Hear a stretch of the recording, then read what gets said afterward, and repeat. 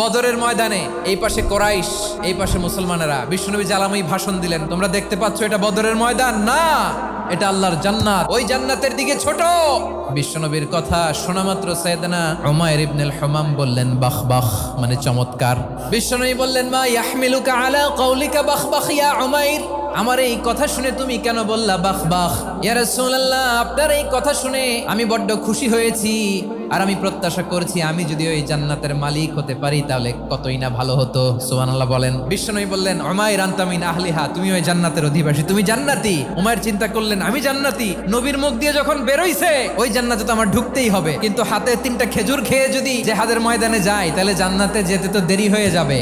এই চিন্তা আসা মাত্রই খেজুর 3টাকে তিনি ছুঁড়ে মারলেন, তলোয়ার বের করে আল্লাহু আকবার বলে বদরের ময়দানে ঝাঁপিয়ে পড়লেন। আল্লাহর শত্রুদেরকে কচুকাটা করে এক পর্যায়ে শাহাদাতের সুধা পেয়ে নিজেও জান্নাতি হয়ে গেলেন। পড়েন সুবহানাল্লাহ।